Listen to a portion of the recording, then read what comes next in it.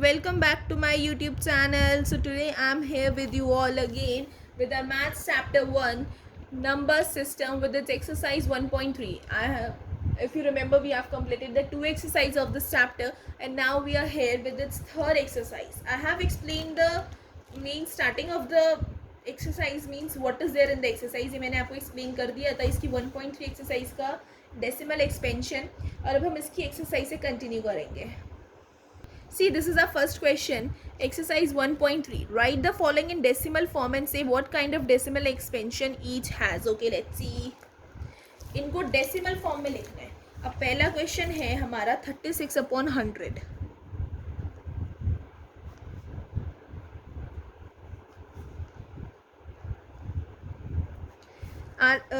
Question first, A part is 36/100. ये तो आपको सबको पता है, नीचे 2 जीरो हैं, 0.36 हो जाएगा.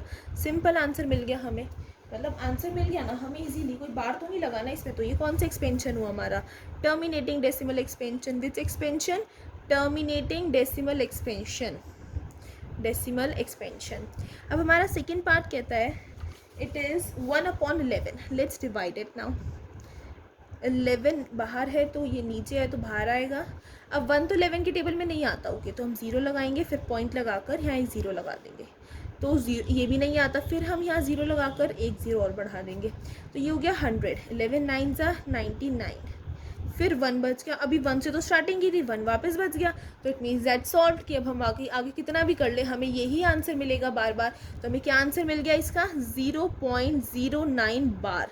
इस 0.9 पे बार लग जाएगा यहाँ पर, तो ऐसे लगाएंगे, लेकिन इस 0.9 पे हम बार लगा देंगे कि ये नंबर बार बार रिपीट होगा. तो इसलिए 0.9 पे क्या लग जाएगा? बार. तो ये क्या है हमारा? Non terminating decimal expansion. Means जो टर्मिनेटिंग नहीं है, बार बार रिपीट होता रहेगा, तो इसलिए इसको हम कहेंगे non terminating decimal expansion. Let's see another part, third part, which is 4 whole 1/8.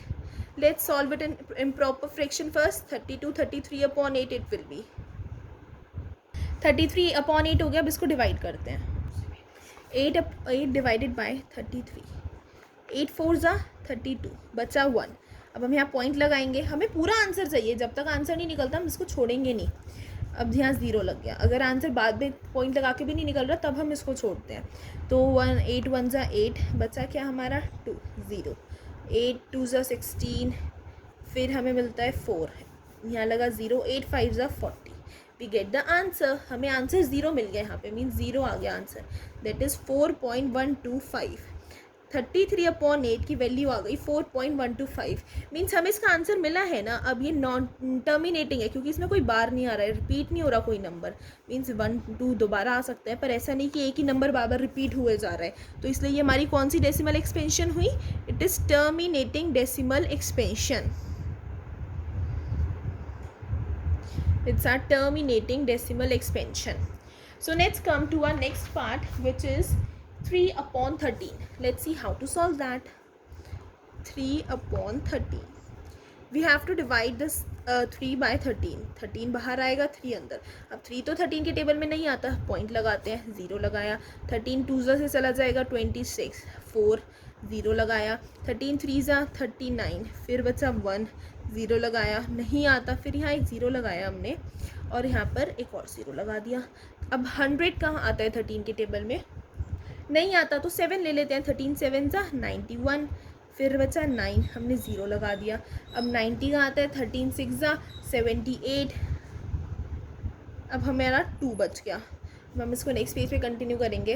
हम 0 लगा देंगे यहाँ पर. अब 13 के टेबल में पहले तो हम पीछे वाला लिख लेते हैं. 0.23076. 0.23076.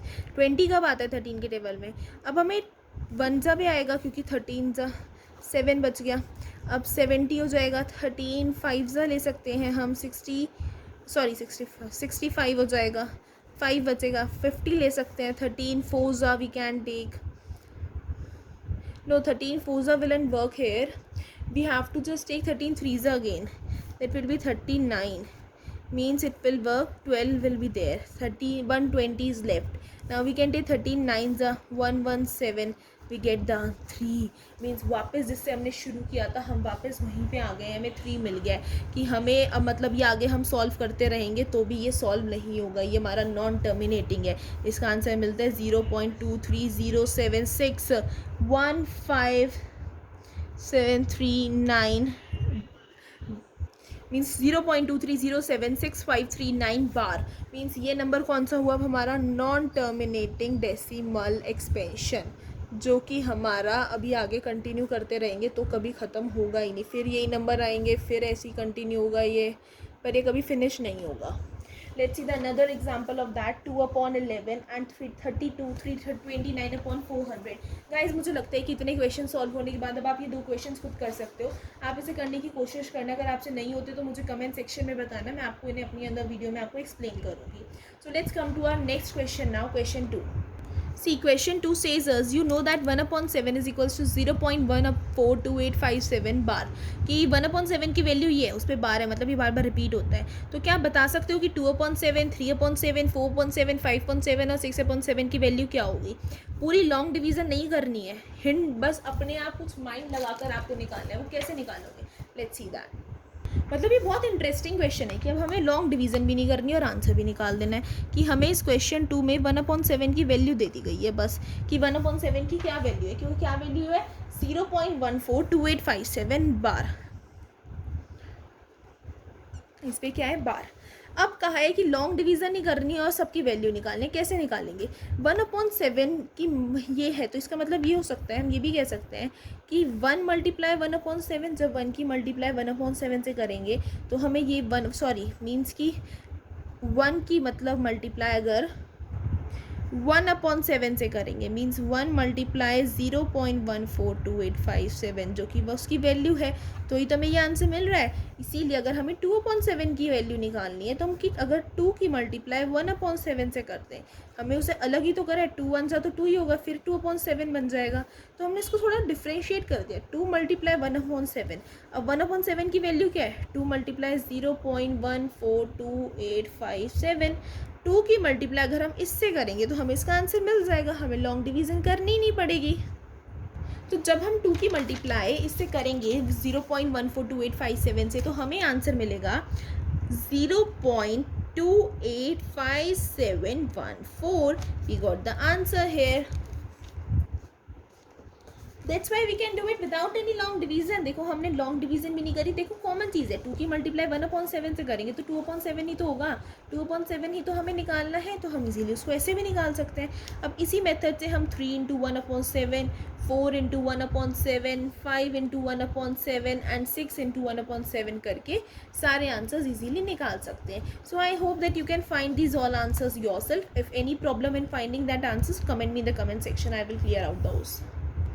So guys, in this video I will explain you that much part of exercise 1.3 only. In my another video I will be explaining from the question 3rd.